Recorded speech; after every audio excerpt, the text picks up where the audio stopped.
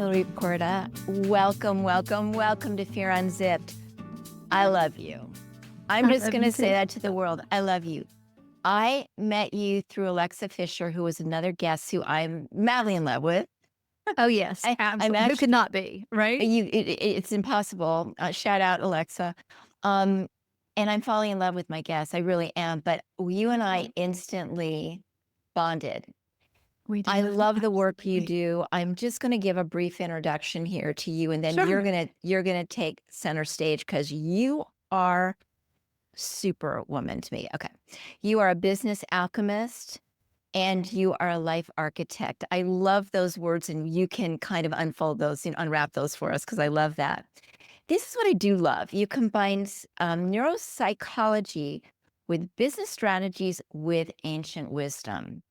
To Yes, me, absolutely. that's perfection, Hilary. That to me, no, it is because we need that combination, I think, to grow and to understand ourselves. Because Right. biggest question is, who am I? We don't know. And I'm right there with everybody else. But you've worked with Fortune 500 companies, you worked with professional athletes, with professionals in Hollywood, the whole gambit. But I think you also would work on one-on-one with anybody who really wants to grow. So Yes. I'm going to toss this to you, my dearest Hilary, and I'd love for you to share with the world your backstory because it's what got you where you are today. And of course, this is a podcast about fear.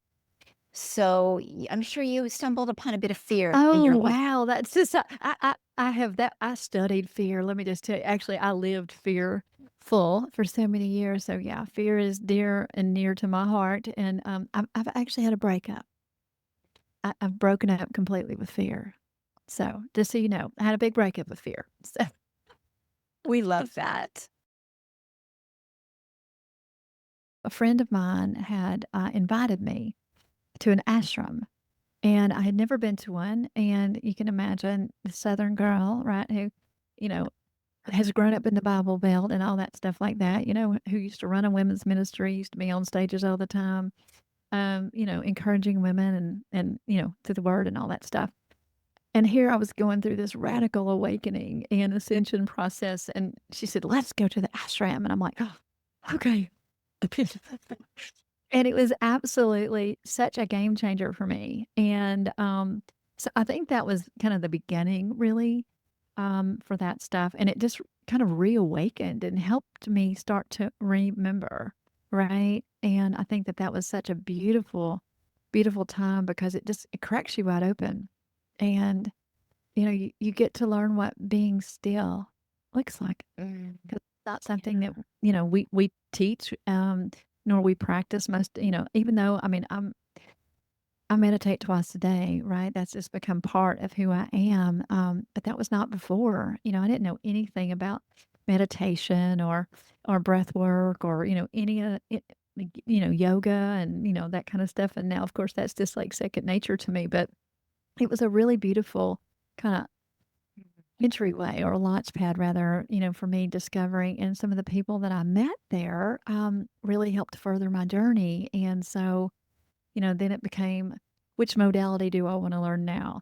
And so it went, from NLP, Psych K, the lightning process, the emotion code. I mean, so you learned then them all. shamanism. Yeah. Then I was like, okay, so I spent a couple, like, I guess, a handful of number of years traveling all around the world, learning all the different modalities and really looking, this is what's so interesting, looking outward, right? Even though I was supposed to be looking inward. And then I realized after learning all the different modalities, getting to the master level of all these different things, um, like I said, spending multiple years, multiple six figures trying to figure all this stuff out, that everything that we need, it's all in us. It's in.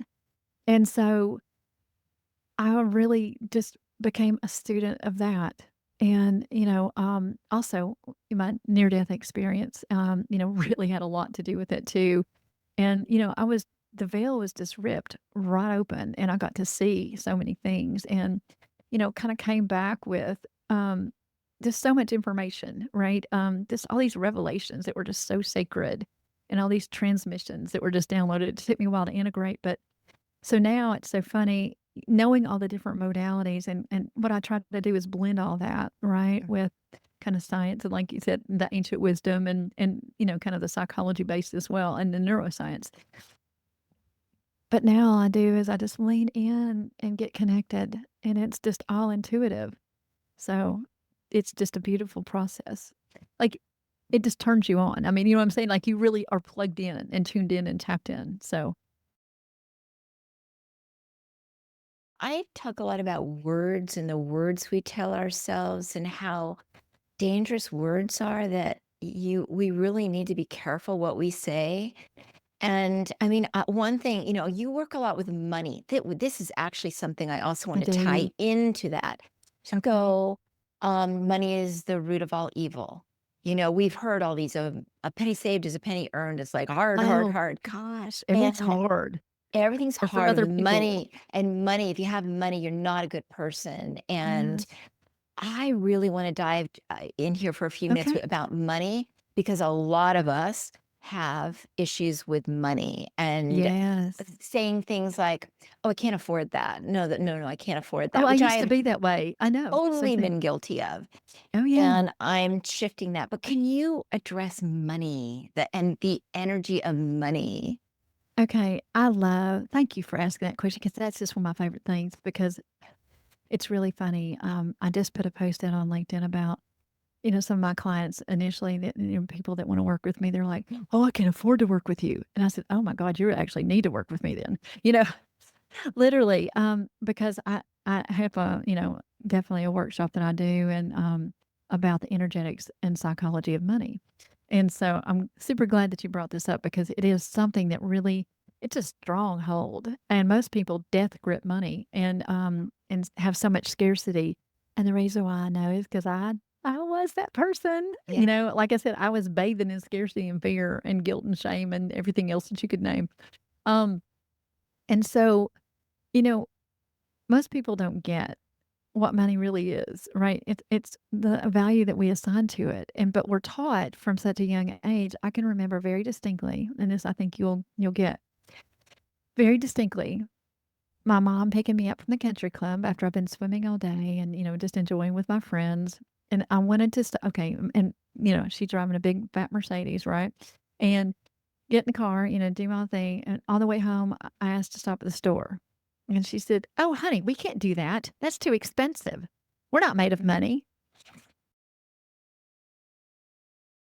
So many of us have these learned behaviors, but what happens is when you start to really understand it, right? And you can go there, and you can, like I said so many times before, but you can deconstruct where it came from and the origin. And then what you can do quickly is you can rewire over that, right? And what I'm talking about is you can plop a new belief system in. And that's what I get to do. Like I said, we did that with my client, with the glaucoma. We plopped a new belief system in. And so you have to really understand what you believe first off about money. You have to tell yourself your money stories, figure them out, right? And when you do, then you can alchemize them and transmute them. And then what that looks like, you go from everything is so expensive. Oh, we can't afford that, to I understand what money is. Money is currency. Let's break that word apart, right? What does a sea do? It's always coming in and coming out, coming in and coming out. Mm, And it's always in circulation, right? So if you hoard money, guess what? What happens when people hoard money? It sometimes stops coming in, right. right? And when people death grip it, and they don't want to spend it because it's too expensive, and then they won't have it, right? What happens to it? I've had so many clients come to me and say, "Hey, listen, I just want to have a one-off rewire session on money, man, because I just got to get rid of this stuff." It's just I'm getting blocked right and left. So many times they'll come to me and they'll say, "I can never make over like $150,000. Right. As soon as I get to 150 and 160 and 170, something happens. My car breaks, my air condition breaks, something happens, and then it ends up only being like 150 that I net." I'm like, "Yeah, okay." I said, "Let's think back.